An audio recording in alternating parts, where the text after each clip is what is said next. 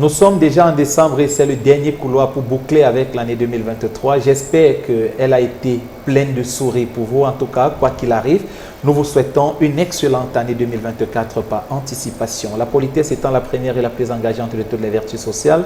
Bonsoir à toutes et à tous et bienvenue devant vos différents téléviseurs. Vous regardez Ciné Club, c'est une plateforme d'échange et de partage autour du cinéma camerounais, africain et mondial. Et vous faites bien de nous regarder tous les samedis parce que dans cette édition, nous allons recevoir l'un des plus grands producteurs de cinéma en Afrique. On peut en être fier parce qu'il est camerounais de nationalité, originaire de l'ouest du Cameroun, plus précisément dans le département d'Undé. On va vous dire de qui il s'agit dans un instant. Pour m'accompagner dans la partie interview de cette émission, l'une des plus belles et des plus rayonnantes chroniqueuses en question de cinéma au Cameroun, Christelle Kakam. Bonsoir.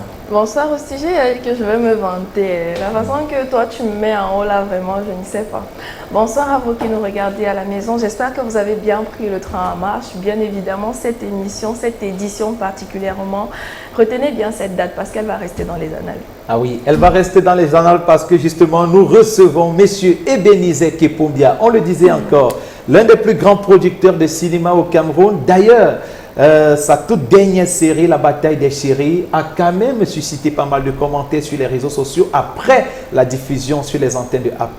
Et aujourd'hui, ce qui fait l'actualité de Ebenezer Kepombia, c'est le Festival panafricain de séries de Douala, en abrégé Douala Série, qui s'est donc tenu au Cameroun, à Douala, sur les sites Canal Olympia, Saint John's Plaza, Institut français, le 15 au 17 novembre passé. En tout cas, il a accepté de venir discuter avec nous dans cette émission et ensemble, on passera certainement un excellent moment de télévision. Monsieur Kepombia, bonsoir. Bonsoir. J'espère que vous allez bien ce soir. Non, je vais bien. Bonsoir à vos nombreux téléspectateurs. Bonsoir, madame. Bonsoir. C'est un plaisir de vous recevoir. On sait tous les nombreuses demandes d'interview qui traînent sur votre bureau. Vous avez accepté de venir dans Ciné Club. Je rappelle que c'est la 3e fois et ça nous fait toujours autant plaisir comme c'était la première fois. Alors, monsieur Kepombia, ce qui fait votre actualité, c'est le Festival panafricain de séries de Douala, en abrégé Douala Série. La première édition s'est tenue à Douala du 15 au 17 novembre passé. Du 15 au 18 novembre passé, voilà. Au thème de cette première édition, quel est le sentiment qui vous anime? Un sentiment de satisfaction ou de déception? Un sentiment de satisfaction. Le festival a connu un engouement populaire, tant chez les cinéphiles que chez les cinéastes. Tous les techniciens de séries, surtout, étaient nombreux, venus pour se faire former ou bien pour regarder les séries. Donc, on est satisfait. Donc, il n'y a rien à dire. C'est une grosse satisfaction. Pour une première édition, je pense que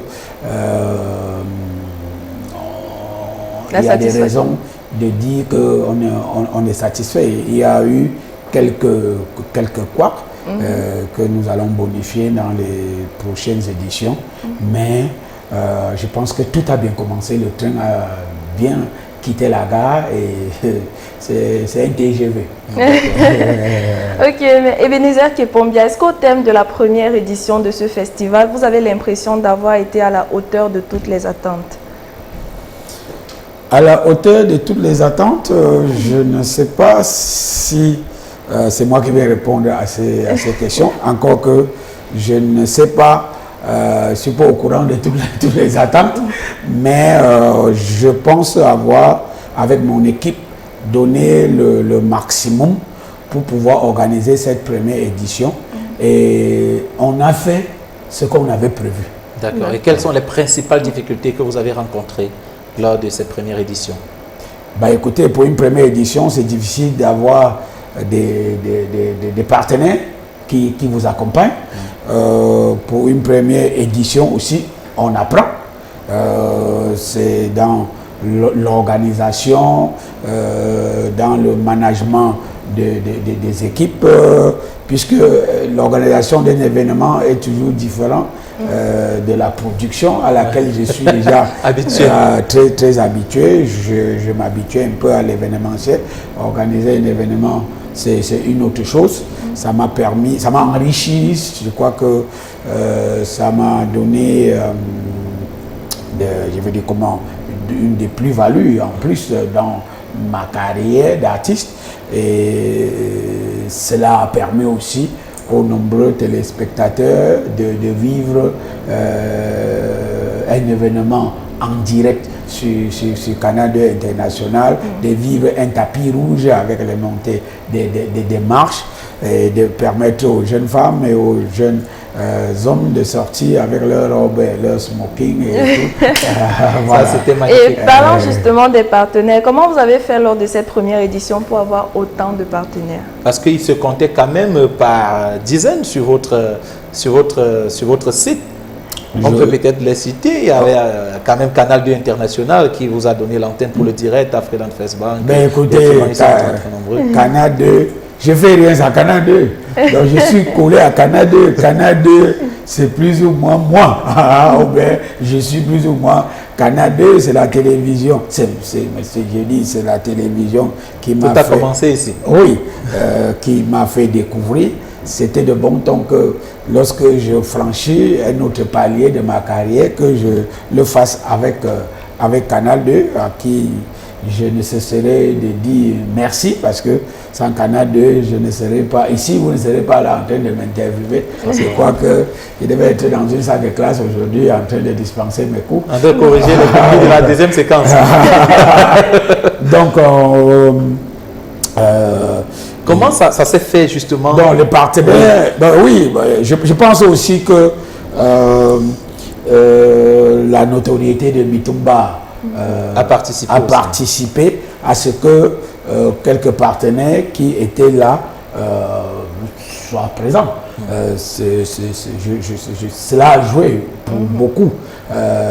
Mon sérieux dans les productions que j'ai faites et dans d'autres accords que j'ai eus avec la plupart de ces gens, ou bien une bonne partie, lors des productions des séries TV, et ils m'ont fait déjà confiance.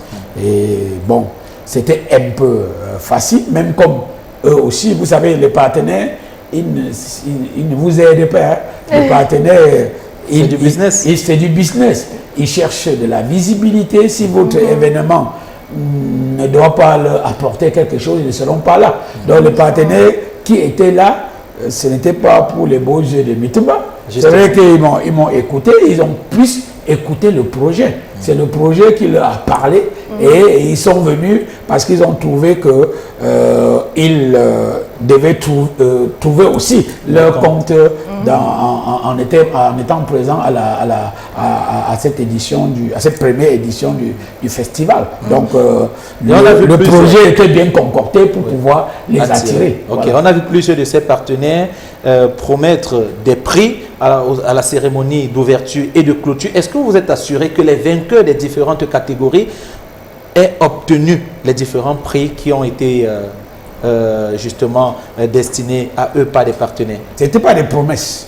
Les partenaires n'ont pas promis des prix. Ils ont donné ça sur place? Les partenaires ont remis les prix, c'était contractuel. Donc moi j'ai tenu à recevoir cet argent avant l'événement.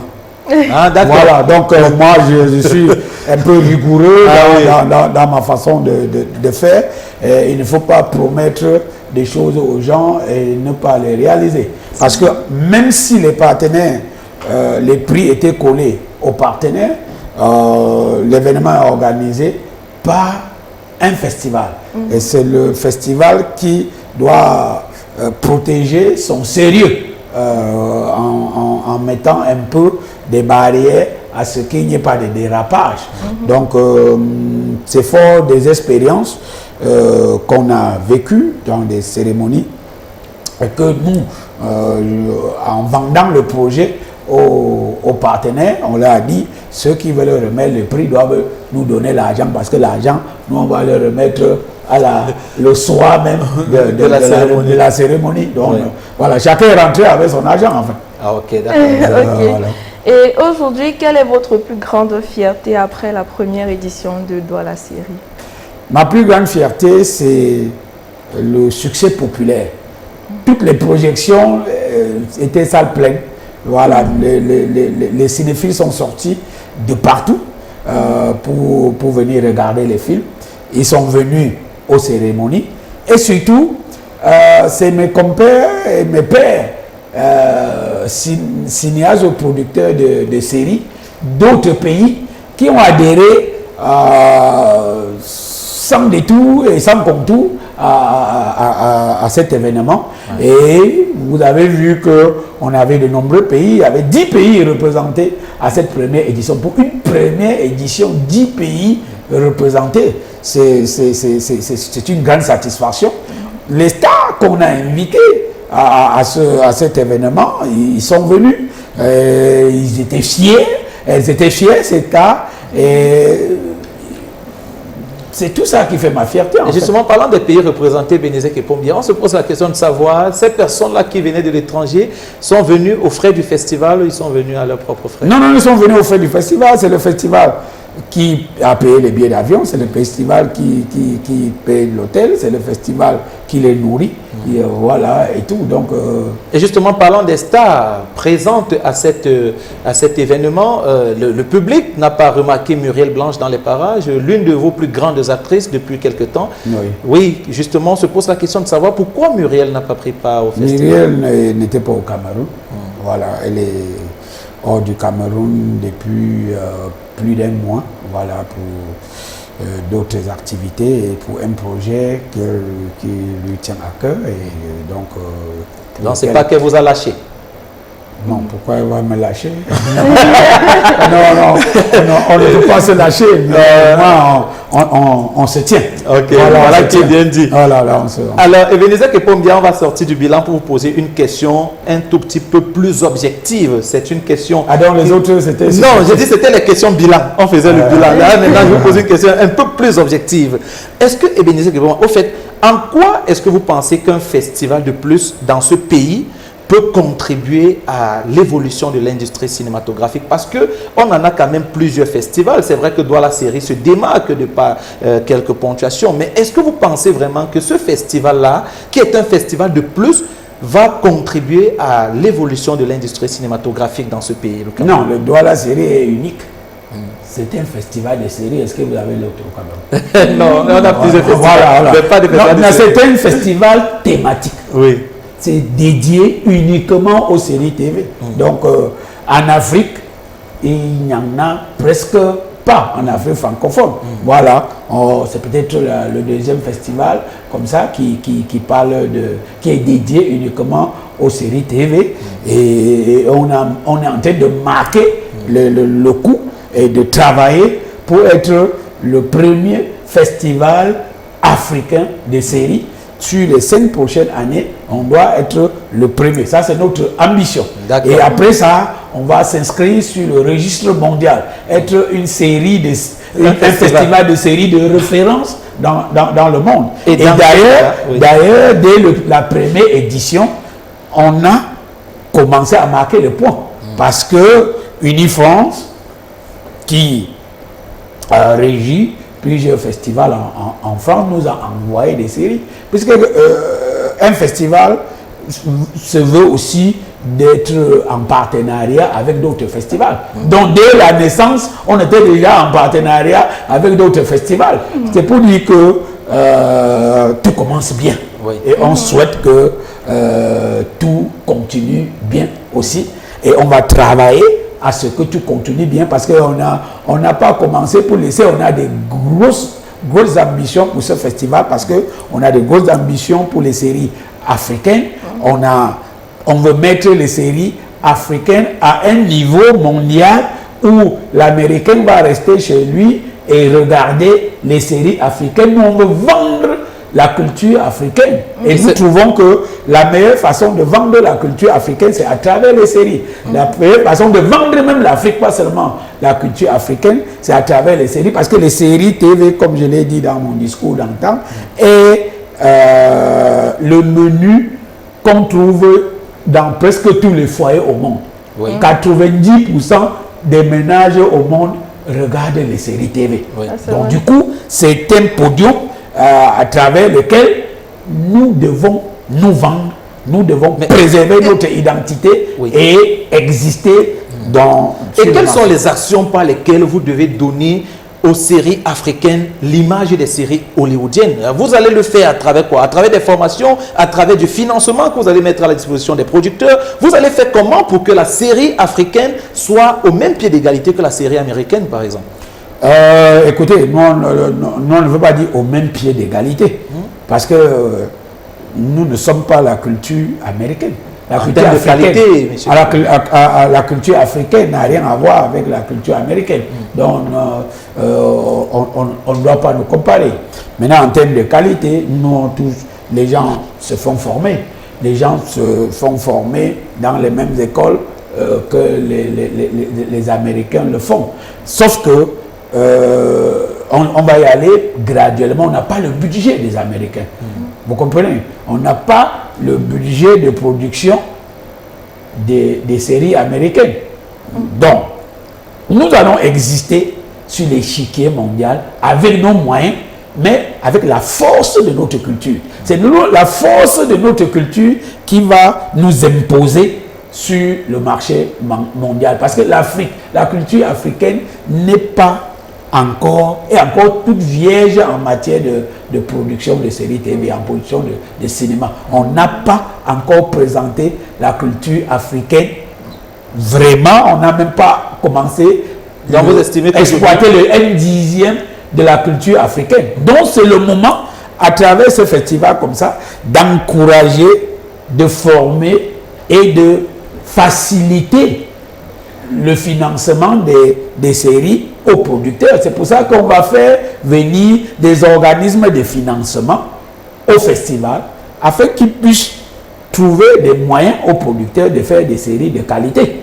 Donc, c'est notre objectif. Et d'ailleurs, pour cette première édition, vous avez lancé un concours de scénario. Et justement, on a eu le scénario Bana de Amadou Bounangazon qui a remporté ce concours de scénario. Les gens se posent la question de savoir, Ebenezer Kepombia, vous, en tant que promoteur du festival, vous allez en faire quoi, justement, de ce scénario? Le scénario a gagné le prix de meilleur scénario. La suite sera quoi? Quand un scénario gagne un prix, ou même une série, à un festival, c'est-à-dire qu'on le met aux yeux et à la bouche des producteurs. Ce scénario, vous pouvez le demander à Bounangazon, est déjà sollicité par plusieurs producteurs pour être produit. Vous comprenez? Donc, du coup, et parce qu'il a gagné des prix, il peut obtenir facilement des financements des organismes, et nous met notre accompagnement dans la demande de financement de cette série. Parce que notre objectif, c'est que les séries, les projets de scénarii qui viennent à Douala Série soient effectivement produits. Donc il y a de fortes chances que le meilleur scénario de Douala Série soit réalisé d'ici quelques mois. Bon, il y a de fortes chances, c'est possible. Voilà, donc je crois que les gens travaillent dessus. Voilà, les producteurs travaillent dessus avec le scénariste, bien sûr.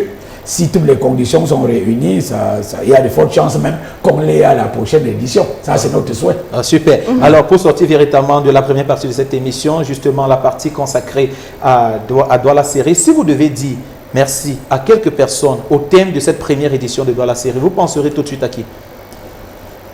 Au public, oui, aux cinéastes, aux partenaires, à Canada. Merci beaucoup, Ebenezer Kepombia.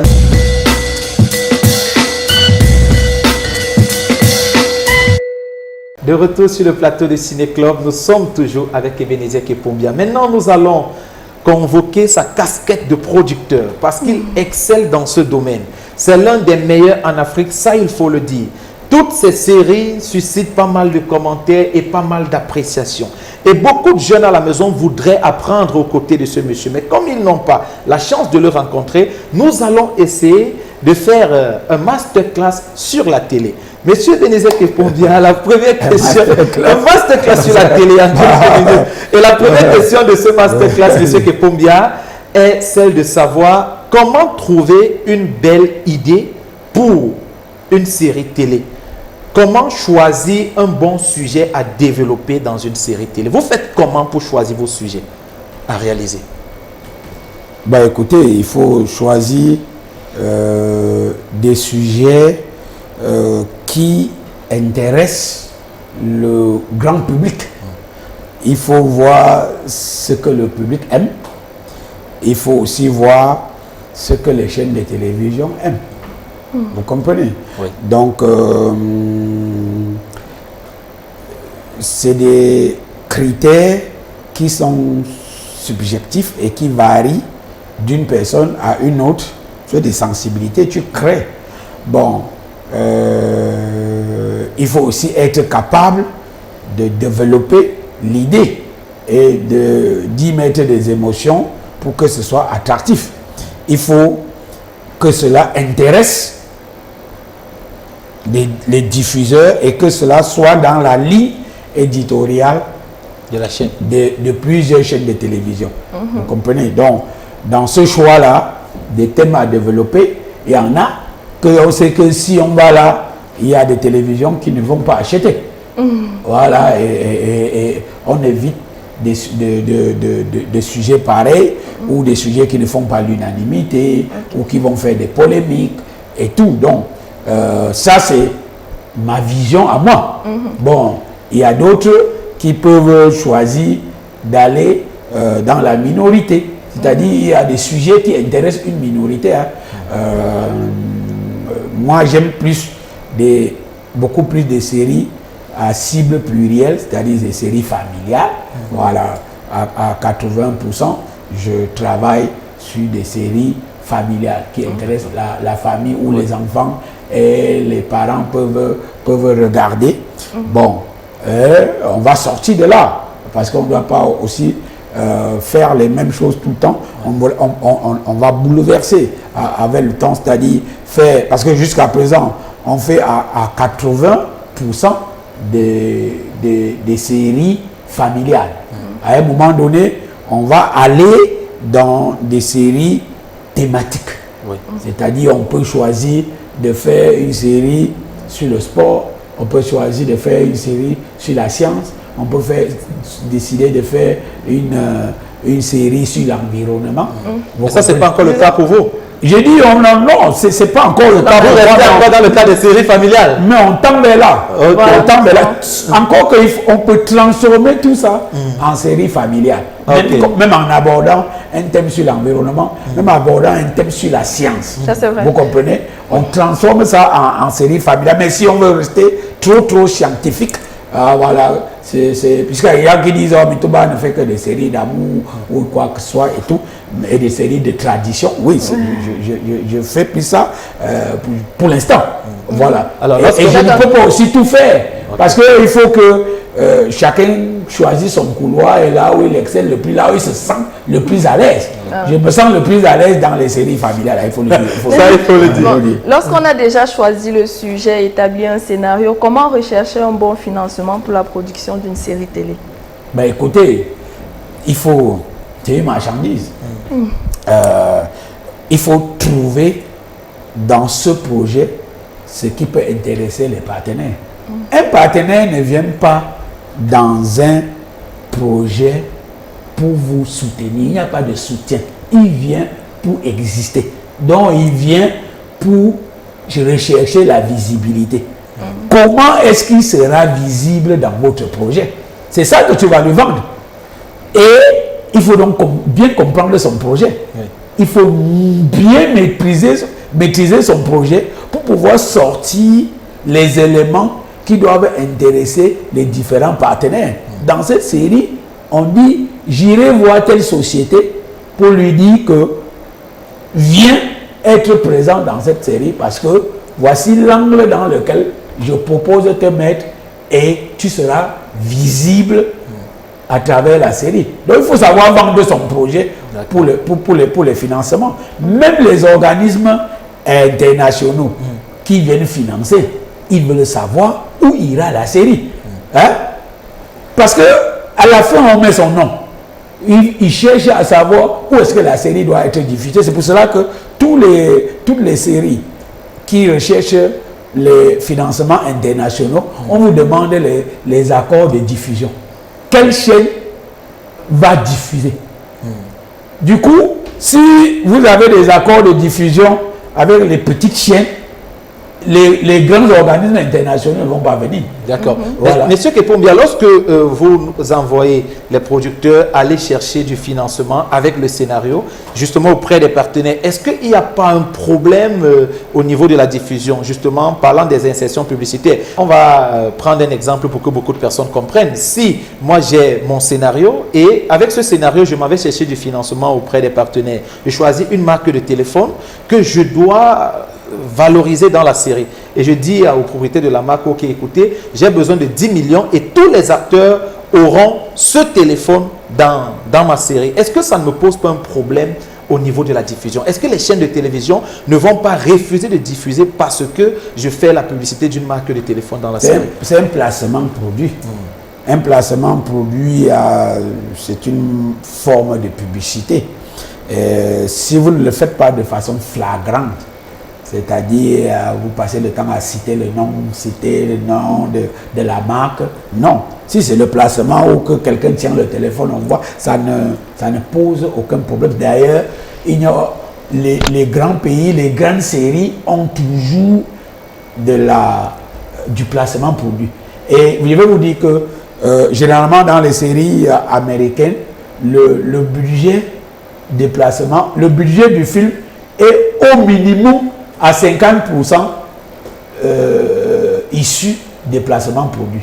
Vous n'allez pas voir une série américaine avec les marques de voitures japonaises, avec des marques de voitures françaises, ni avec des téléphones de marques françaises, ainsi de suite.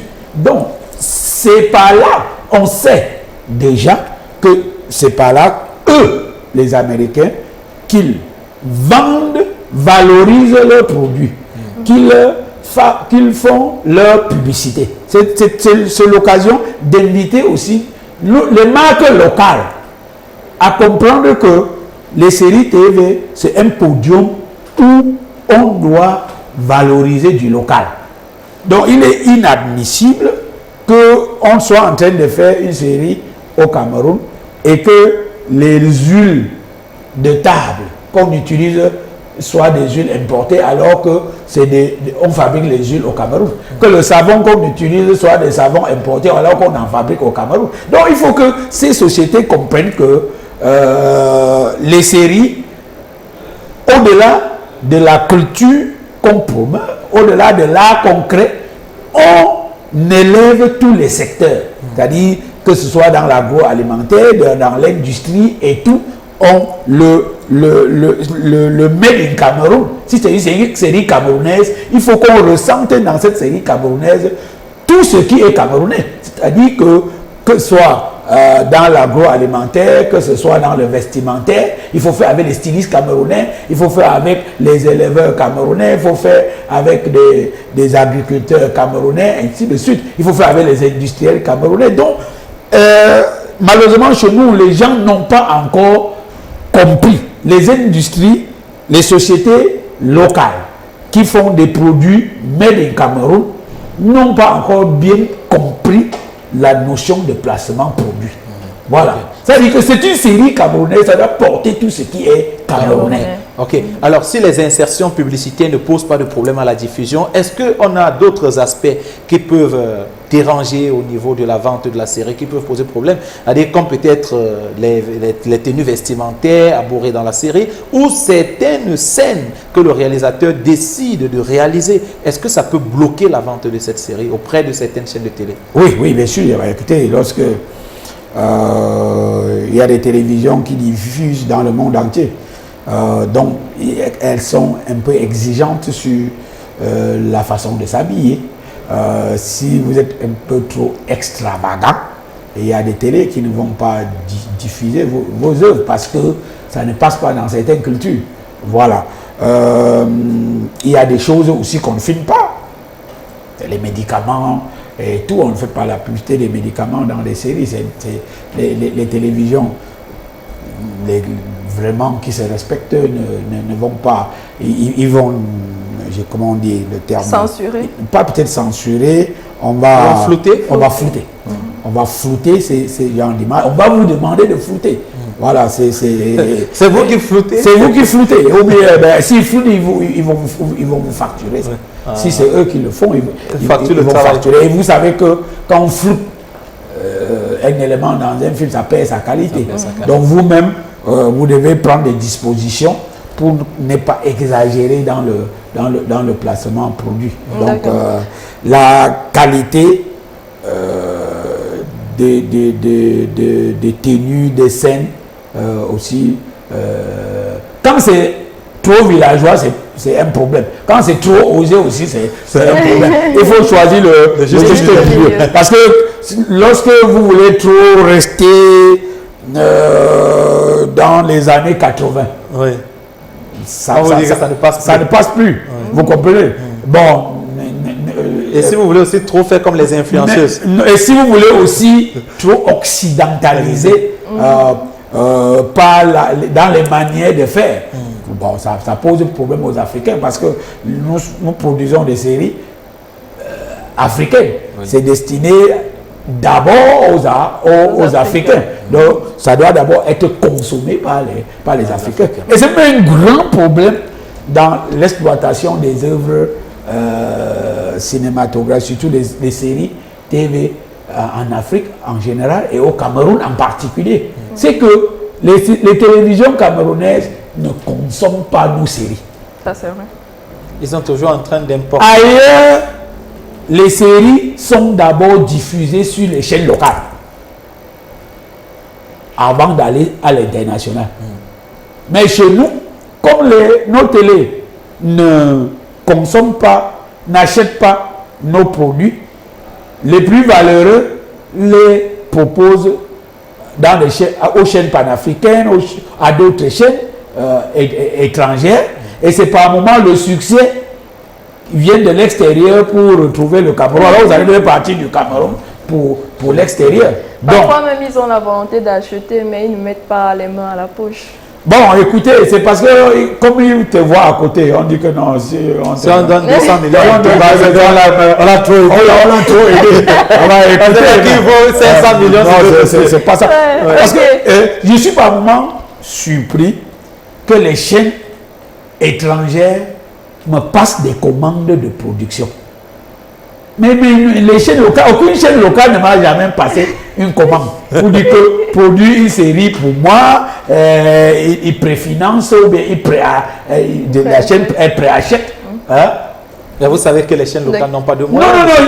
Non, puisque écoutez, toutes les chaînes ont des moyens. Il n'y a pas, sinon pourquoi elles sont là? Voilà. Et nous aussi, aux chaînes locales, nous ne demandons pas ce qu'on on n'exige pas ce qu'on demande aux chaînes étrangères. Vous comprenez?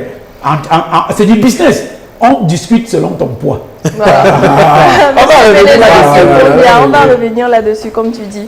Là, on a déjà trouvé une idée, on a trouvé du financement, on a trouvé des partenaires. Maintenant, la question que je vais vous poser, c'est celle de savoir quelle est la meilleure façon de repartir son budget dans le cadre d'une production cinématographique. On est sur le plan technique. Je ne comprends pas votre question. En fait. C'est-à-dire, lorsque vous avez un budget, comment vous arrangez de telle en sorte de ne pas être coincé à mi-parcours? Parce qu'on a souvent vu des producteurs, M. Benizek et Poumbia, qui démarrent une production et au bout de 3 semaines, ils commencent à faire des prêts d'argent partout, que le budget est fini. Non, ce n'est pas que le budget est fini. Qu'est-ce qui s'est passé? Généralement, c'est que ils n'ont pas tout leur budget. Mais comment commence le projet? Oui. Le plus souvent, c'est ça. Ce n'est pas que le budget est fini. Le budget, c'est ce que tu as prévu pour faire un projet. C'est-à-dire que si tu as prévu 100 000, tu as fait la répartition des dépenses sur 100 000. Ça veut dire que je dois payer les acteurs 50 000, je dois payer les techniciens de tel montant pour retrouver les 100 000 que tu as. Non, mais monsieur Kepombia, je vais vous dire. Et tu dois même prévoir les imprévus. Il y a des personnes, il y a des producteurs. Dans ton budget. Tu dois même prévoir des imprévus. Ce qui peut te surprendre. Oui, ce qui peut te surprendre pour que rien ne t'arrête. Et quand tu n'as pas ça, il ne faut pas commencer. Donc moi, j'ai envie de poser la question de savoir pour un jeune producteur qui a envie de se lancer dans la production et qui n'a pas assez de moyens, qu'est-ce qu'il doit prioriser? Quelles peuvent être les priorités? Est-ce qu'il doit mettre la priorité sur la partie technique? Est-ce qu'il doit gérer les acteurs? Est-ce que écoutez, je pense que tout est important. Tout est important. Il n'y a pas à mettre accorder plus d'importance à la partie technique ou bien aux acteurs. Ce que je vais lui conseiller, c'est de faire avec son budget. Et qu'il ne prenne que ceux qui entrent dans son budget. Ça veut dire que s'il a un budget d'1 million et qui veut faire une série d'1 million, il fait la série d'1 million. Vous comprenez? Cela aura la valeur d'une série d'1 million. Et que la même série, quelqu'un d'autre viendra faire avec 10 millions, d'autres avec 100 millions. Et quelqu'un pourra même la faire avec 500 000. Vous comprenez? Donc, que vous avez votre budget. Moi, je ne suis pas de ceux qui disent que si on n'a pas les milliards, on ne produit pas les films. Si on n'a pas des centaines de millions, on ne produit pas. Produisez avec ce que vous avez et faites bien avec les moyens que vous avez. Vous comprenez? À la limite de vos moyens. Ça veut dire que quoi? Si vos moyens vous permettent de tourner avec du téléphone, avec un téléphone, laissez la caméra tourner avec le téléphone. On fait des séries de nos jours avec les téléphones. Vous comprenez? Si votre budget ne vous permet pas d'avoir Muriel Blanche dans votre série, mais prenez un non-name. Vous comprenez? Si votre budget ne vous permet pas d'avoir Daniel San, d'avoir Amy Basson dans votre projet, d'avoir Salem Kedi, technicien, sur votre projet, mais trouvez des gens. Il y a des Camerounais talentueux et qui n'attendent que des occasions pour s'exprimer. Vous comprenez? Donc, ne cherchez pas à être, comme disait la femme, il ne faut pas que la grenouille cherche à être plus grosse que la vache. Ça sera compliqué. Elle va s'éclater. Oui, ça, donc, voilà. Donc, moi, je suis de ceux qui pensent que il faut faire avec les moyens qu'on a. Il ne faut pas attendre à avoir beaucoup pour faire. C'est pour cela que ça répond à certaines critiques que les gens ont sur mes œuvres. Oui. Vous comprenez? Il y a des critiques sur mes œuvres. Il y a des fautes sur mes œuvres que moi-même je sais que c'est une faute. Vous laissez passer la faute. Je laisse passer parce que je n'avais pas les moyens de faire mieux. Oui, ça c'est... Vous comprenez? Parce que si j'avais les moyens de faire mieux que ça, je l'aurais fait. Et comme je n'ai pas les moyens, je fais avec ce que j'ai. Donc il y a deux types de fautes que nous on commet, que moi je commets. Il y a des fautes de manque de moyens, il y a des fautes d'ignorance. Je ne connais pas tout. Ça c'est vrai. Vous comprenez? Ça, c'est vrai. Je ne connais pas tout. Donc il y a des fautes que je fais parce que je ne connais pas. Et il y a des fautes qu'on est obligé de faire. Et il y a des fautes qu'on est obligé de faire pour avancer parce que les moyens ne te permettent pas d'aller au-delà. Vous comprenez? Très bien. Merci beaucoup. Mais je voudrais quand même relever les erreurs que les gens commettent aussi souvent. Et c'est ça qui les fauche, c'est que beaucoup de gens ébénisés ne réservent pas tout avant de se lancer. Vous avez par exemple des personnes qui veulent réaliser une série dans laquelle on aura peut-être 5 appartements meublés. Ils savent qu'on va tourner dans l'appartement A. On va finir avec, ils prennent l'argent pour d'abord louer l'appartement A. Et c'est quand ils vont finir qu'ils vont aller louer l'appartement B. Et au bout de l'appartement 3, on trouve que l'argent est fini. Il n'y a plus ce qu'on va louer l'appartement 4 avec. Donc on n'a pas pris le temps de réserver tout avant de commencer. On n'a pas fait une bonne préparation. On avance seulement au fur et à mesure. Non. Une production commence par la pré-production en fait. Oui. Hein? La pré-production veut dire que vous faites les repérages, vous calez tous les décors, vous calez les acteurs, vous passez les contrats, tout est calé d'avance. Oui. Quand on va à la production, on n'est plus là pour réfléchir où est-ce que je vais tourner. On sait que je vais tourner tel jour à leur pomme à telle date, et après leur pomme, je vais à tel endroit. On a un calendrier de tournage. Le calendrier se fait après une bonne pré-production, comme on a calé les sites, la disponibilité des acteurs, les décors, quand on a préparé tout pour la décoration, le vestimentaire, le stylisme et tout. Voilà. Quand tout est réuni, voilà. Alors, lorsqu'on a tourné, qu'on a un bon produit, on a un PAD, comment faire pour donc vendre ça aux chaînes de télévision? Quelle est la meilleure stratégie, Bénézé, que pour bien? La meilleure stratégie Oui. de nos jours, c'est que on commence par, on vend sa série à partir du scénario. Ah, d'accord. Il est difficile aujourd'hui, ce n'est plus courant en fait, c'est plus la mode. La mode de produire un film ou une série, avoir le PAD et commencer à chercher les producteurs. Les acheteurs, les diffuseurs. Les diffuseurs. Non. Dès que vous avez un projet, vous le soumettez aux chaînes de télévision. Voici un projet sur lequel je veux travailler. Est-ce que ça vous intéresse? Lorsque vous avez l'aval de 3, 4 sur 10 chaînes, vous pouvez vous lancer. Et c'est même ça qui vous permet de fixer votre budget. Vous comprenez? Pourquoi je dois mettre 2 milliards sur une série que je sais que 10 chaînes de télévision ne doivent pas acheter? Là, c'est un peu compliqué. Voilà. Donc, c'est pour ça que quand on fixe le budget d'un film, le budget ne veut pas dire l'argent qu'on a. Il peut arriver que votre budget, vous l'avez. Votre budget, vous allez rechercher les gens qui vont vous accompagner. Et que même le budget de votre série n'atteint même pas la moitié de votre argent. Mais vous décidez de ne pas mettre plus. Ça veut dire quoi? J'ai mon argent qui m'appartient. C'est 1 million. J'essaie de mettre 2 millions. Je décide que pour la série-ci, je ne vais pas mettre les scènes. C'est 2 millions que je vais mettre là-bas.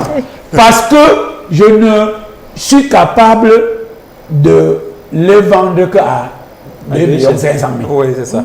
Donc il faut que je gagne. Je dis toujours, ne fais pas un film pour devenir mouton. C'est pour manger du mouton. Il faut gagner. Voilà. Alors, c'est un investissement que vous gagnez. Donc, il faudrait faire l'étude du marché pour savoir qui peut acheter ma série.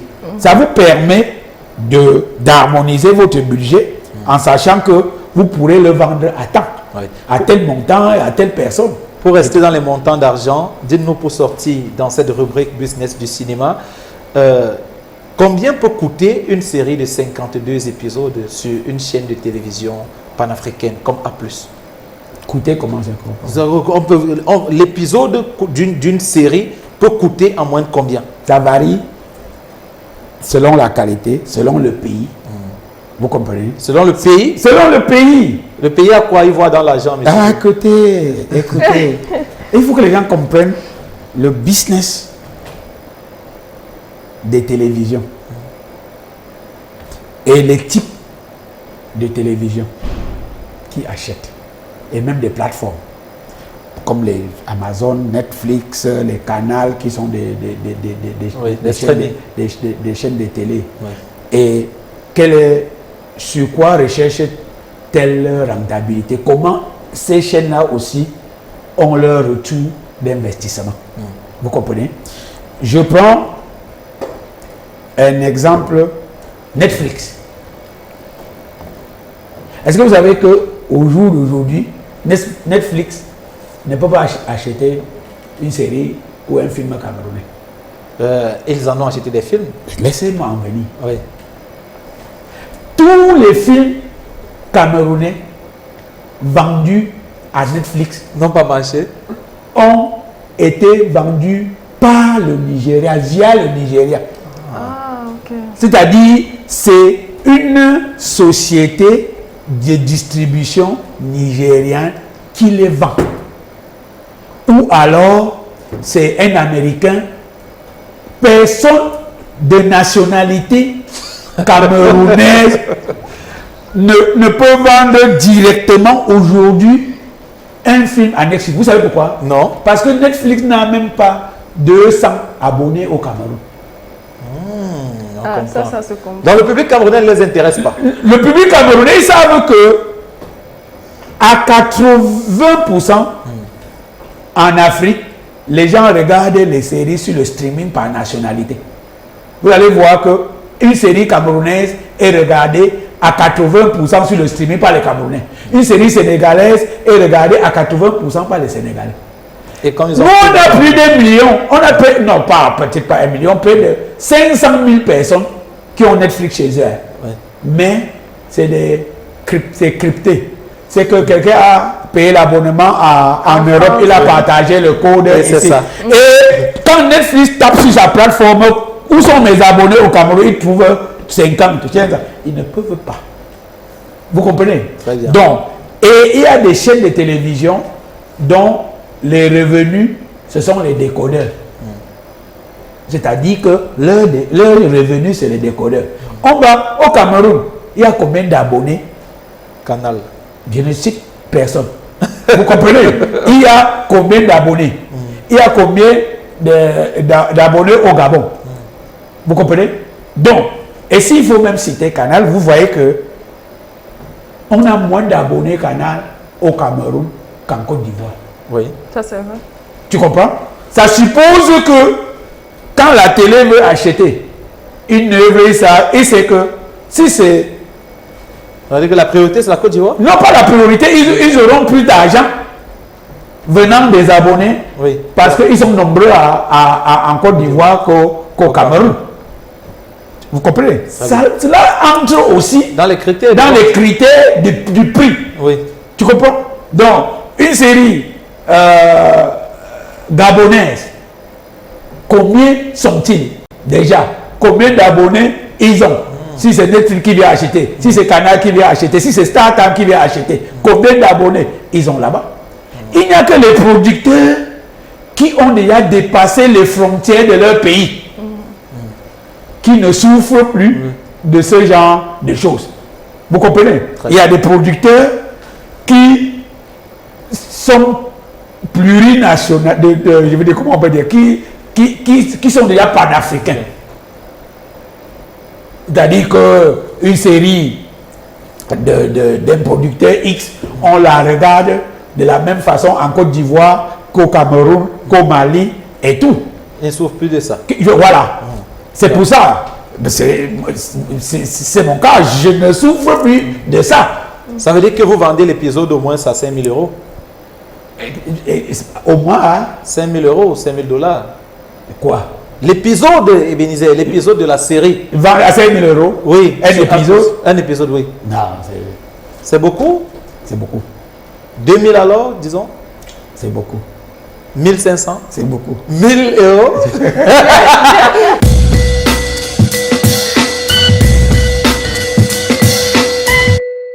De retour sur le plateau de Ciné Club, mesdames, messieurs, nous passons tout de suite aux questions cash. Christelle Kakam.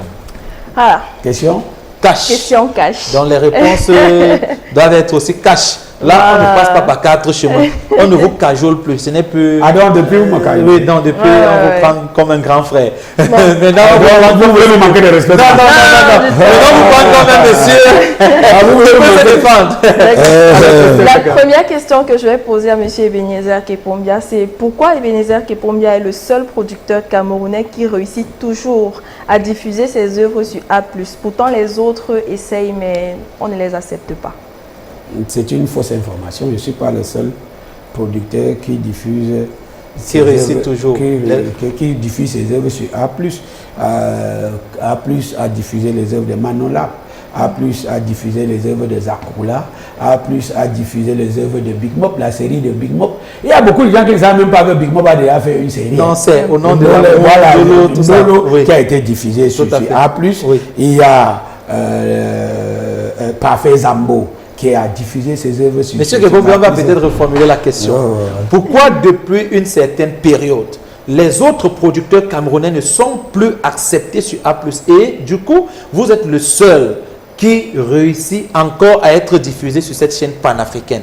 On sait que Blaise Option essaye, Manola essaye, Elvis Noulem essaye. Ils sont nombreux qui proposent des œuvres à A+, mais A+, ne reste qu'avec Ebenezer Kepombia. Même s'il faut aller chercher les anciennes œuvres, on préfère rester avec Ebenezer Kepombia. Qu'est-ce qui peut expliquer ça? Est-ce que c'est à moi qu'on doit poser cette question? Je suis producteur. Moi, je ne suis pas diffuseur.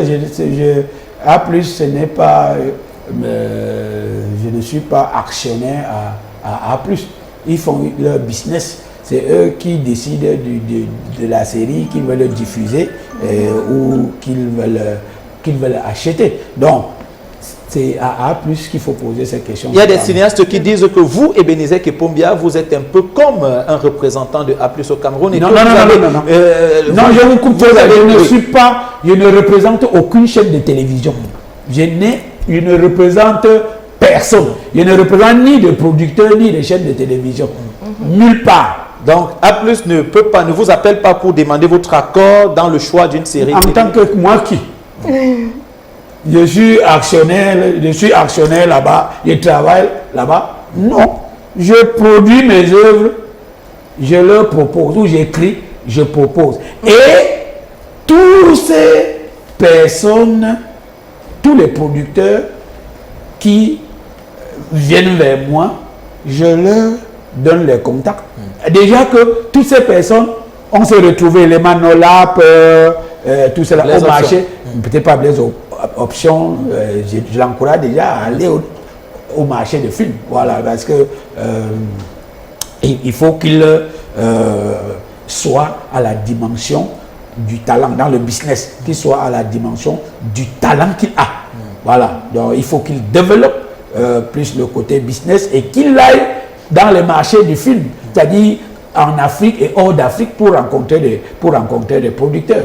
Et ça ne veut pas dire que, puisque les œuvres de Blaise Option sont diffusées sur TV5. Oui. Vous comprenez? Ça, c'est vrai. Voilà, c'est l'un des meilleurs producteurs de séries au Cameroun, oui. Actuellement. Actuellement. Alors, M. Kepombia, vous avez dit tout à l'heure que quand les producteurs viennent vers vous, vous leur donnez les contacts. D'ailleurs, ils savent où A+ se trouve. Mais est-ce qu'au-delà des contacts, vous pouvez prendre les œuvres de vos confrères, les œuvres de vos collègues, les œuvres de d'autres producteurs pour aller leur proposer à A+? Oui. Je l'ai même souvent fait. Sauf que là, au niveau de A+, je n'ai pas l'agrément de distributeur. Parce que là, ils sont aussi assez rigoureux quant à acheter un film à un distributeur ou à un producteur. Quand tu es producteur, il faut présenter les papiers de producteur. Quand tu es distributeur, il faut présenter les papiers de distributeur. Je parviens à vendre les œuvres de mes collègues sur certaines chaînes. J'ai vendu les œuvres de Blaise Option, de Manolap, de Parfait Zambo, de Elvis Noulem. J'ai vendu leurs œuvres sur beaucoup d'autres chaînes. C'est pour dire que quand je peux, je le fais. Donc quand je ne peux pas le faire non plus. Donc c'est du business. Si je parviens à vendre, j'ai mes commissions. Okay. Donc, du coup, je n'ai pas... D'accord, mais il y a de cela quelques mois, Ebenezer Kepombia, vous avez vendu l'une de vos plus anciennes séries, Foyer polygamique, pour la citer sur A+. Et on sait tous les conditions dans lesquelles cette série a été réalisée, c'est-à-dire les acteurs n'étaient pas payés, presque... Qui vous a dit que les acteurs n'étaient pas payés? Non, mais les acteurs l'ont dit sur ce plateau. Comment? On a reçu... Écoutez, M. Kepombia, nous avons l'information, on prend l'information à la source. Oui. On a reçu Sylvie Cintio ici, que vous connaissez très bien, qui nous a dit qu'elle n'était pas payée pour le tournage de Foyer polygamique. On a reçu Diane Mekongo ici, qui nous a dit qu'elle n'était pas payée. Je parle de il peut y avoir des gens qui disent qu'ils n'ont pas été payés. Oui. Mais ce n'est pas valable pour tout le monde. Ok. C'est parce qu'à l'époque, laissez-moi parler. Ok. Il ne faut pas... Allons-y, monsieur. Doucement. Oui. Voilà, ne gesticulez pas. Calmez-vous. Parce que vous suivez plus que moi. Alors que ça. La production de Foyer polygamique, c'est Canal 2 qui produit Foyer polygamique. Ça, on le sait. Vous comprenez? Tout à fait. Et à l'époque, nous, on est les employés. Donc, notre cachet, c'est le salaire qu'on prend. Vous comprenez? Donc, on était une partie d'acteurs qui étaient des employés de Canal 2. D'autres ne l'étaient pas. C'est ceux-là qui n'ont pas eu de salaire.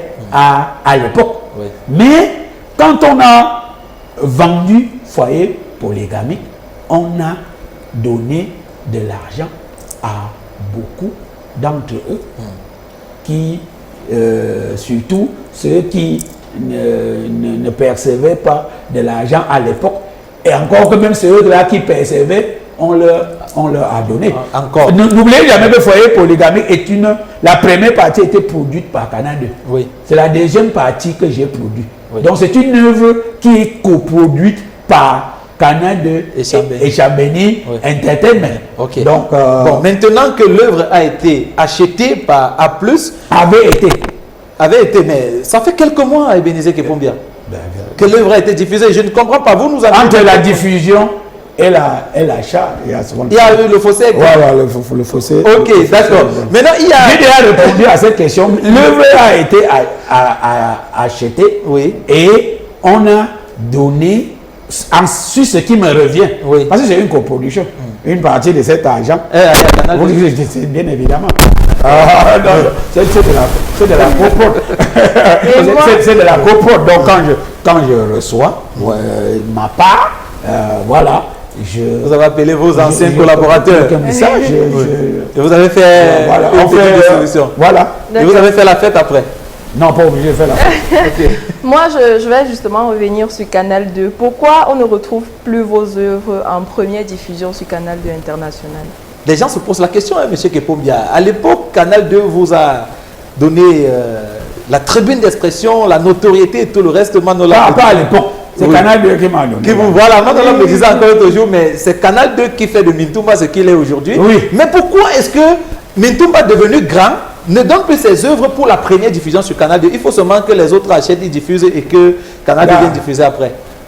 On a traversé l'époque de données.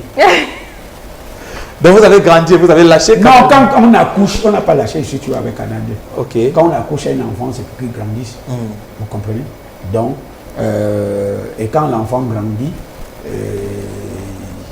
il sort de la maison, il construit la sienne. Oui. Voilà. Ils viennent de temps en temps dans la maison pour rendre visite à ses parents. Donc, du coup, je l'ai dit tout à l'heure, Canal 2 peut toujours diffuser en premier mes œuvres. Sauf qu'il ne faut pas qu'elle attende que je finisse. Je vous ai dit que je ne fais plus, vends plus mes œuvres en PAD. C'est-à-dire que c'est le scénario que je vends le projet. Si Canal 2 veut diffuser mes œuvres, il faut que dès maintenant, là, Canal 2 vienne et dit, ton prochain projet, nous nous plaçons dessus. Mais c'est ce que fait A+. Mais ça demande des moyens. Canal 2, c'est que ses moyens sont mes moyens. Ah, ok. Ok, on a compris. Le sénateur, il a certainement pris notre là. Voilà, et déjà, j'ai eu une réunion, ça ne fait pas un mois, avec Madame Tchatchoué, et on est en train de travailler à arriver à ça. Ok, voilà. Ça sera super. Le public camerounais va reprendre la télécommande pour se placer devant la télé. Encore que même maintenant, le public camerounais regarde mes œuvres sur Canal 2. Non. Sur Canal 2. Toutes mes œuvres passent sur Canal 2. Après justement. Alors, M. Kepombia, aujourd'hui, vous avez réalisé déjà pas mal de choses dans l'univers du cinéma, que ce soit sur le plan des séries. Dans l'univers des séries. Oui, voilà. Bon, vous avez réalisé beaucoup de choses. Même le festival que vous venez de faire, c'est une grande chose. Est-ce que, après tout ça, vous avez encore des rêves pour le cinéma? Ou vous êtes arrivé au bout du chemin? Non. Je ne suis pas encore arrivé. Je suis déjà parti. Je suis quitté. Mais je ne suis pas encore arrivé. Le chemin est encore long. Il y a encore beaucoup de choses à faire. J'ai encore beaucoup d'œuvres à produire. Ah bon? Oui. Il y a encore beaucoup d'œuvres à produire? Ben, tant que je vivrai, je dois continuer à produire les œuvres. Et il y a des petits frères dont il faut tenir la main, qu'il faut encadrer. Il y a beaucoup de gens qui viennent vers moi qu'il faut encadrer. Je dois faire des coproductions avec des petits frères. J'ai déjà commencé, j'en ai fait avec Ghislaine Towa. Oui, Otage d'amour. Oui, je crois qu'en 2024, je vais faire une autre avec quelqu'un d'autre.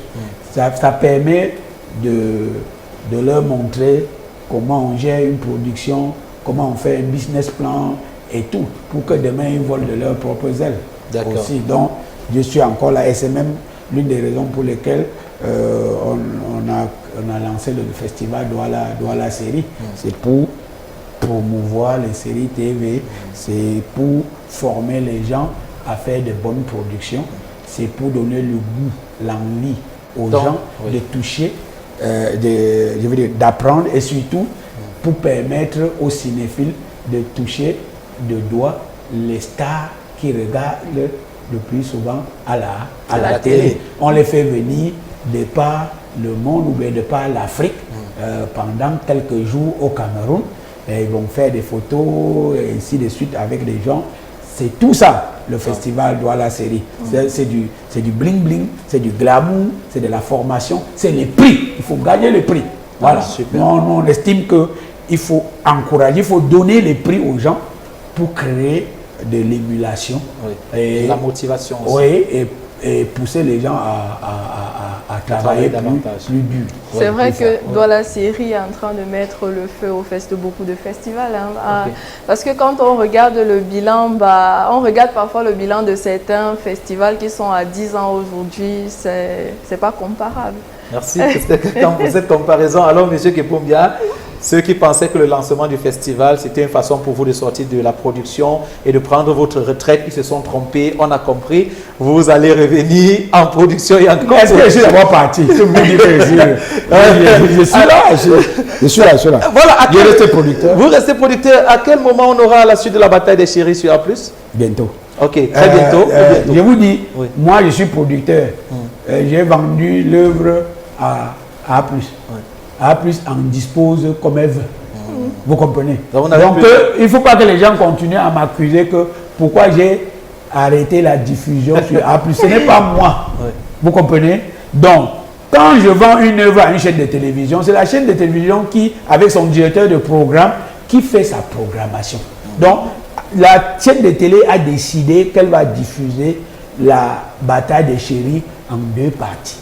Ils ont déjà diffusé la première partie, qui est même la plus courte. La deuxième partie est la plus longue. Elle sera plus longue. C'est elle qui a choisi de faire. C'est nous, on a tout fini. Donc, les gens qui disent que est-ce qu'on va jouer dans la saison 2 de la bataille des chéris? Nous, on ne parle plus de bataille des chéris. C'est fini. On a lavé les mains jusqu'à donner à la chaîne. On a donné tourner le dos. Vous attendez à la télé. Voilà, et tout. Non, voilà, et les gens vont consommer. Ça veut dire que tout l'argent aussi a déjà été versé. De qui? De A+. Bien sûr, ils sont sérieux. D'accord, ça ne traîne pas. Merci beaucoup. Ça ne traîne pas. On ne court pas. Comme derrière certaines chaînes au Cameroun là. Il y a une chaîne au Cameroun là, tu cours jusqu'à. Est-ce que vous êtes obligé de sortir par un coup de gueule? On a fait une belle émission, non? Vous pouvez aussi sortir avec toute la galanterie qu'on vous connaît. Pas forcément besoin de faire.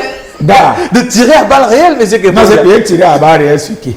Je dis seulement une information. Voilà, je n'ai pas cité les contemporains, c'est même pas seulement au Cameroun. Donc même à l'étranger. Même à l'étranger, dans certains pays, il y a des chaînes derrière lesquelles on court. Mais il n'y a aucune chaîne à qui vous réclamez de l'argent en ce moment. Eh, il y en a. Les chaînes à qui vous demandez de l'argent? Oui, il y a des chaînes qui ont diffusé mes œuvres, d'abord, qui ont volé. Incroyable. C'est-à-dire, je ne suis même pas au courant. Oui. De deux, les chaînes qui ont acheté, c'est-à-dire on a passé le contrat et ils n'ont pas respecté, le contrat. Vous comprenez? Vous allez nous citer ces chaînes après l'émission. Merci encore. Ces chaînes sont à la fois au Cameroun, hors du Cameroun, du moins elles sont en Afrique. Elles sont en Afrique. Elles sont toutes en Afrique. Ok. Voilà. On espère que ce n'est pas une mise en garde dans cette émission parce que, en tout cas, il y a peut-être. Non, ces chaînes-là, ils vont payer. Vous n'avez pas abandonné? Oui, mon frère. On laisse l'argent. L'argent, c'est un membre de ma famille. Et c'est pourtant vrai. On produit une œuvre quand les gens à chaîne, il faut qu'ils respectent les termes du contrat. Ça, C'est vrai. valable. Toutes On peut ces le dire. chaînes, Oui. vous qui volez les œuvres des gens pour diffuser, les câbleurs, ce sont les champions. Les câbleaux distributeurs, là. Et j'ai C'est vu, des champions. j'ai vu madame, monsieur sur une chaîne de câbleaux distributeurs. C'est comme ça. Vous n'êtes pas vendu à la Je chaîne? n'ai jamais. Ok, on va sortir. Je voulais faire la pression parce que je pensais que ça va, pour revenir sur cette affaire de Netflix. Oui.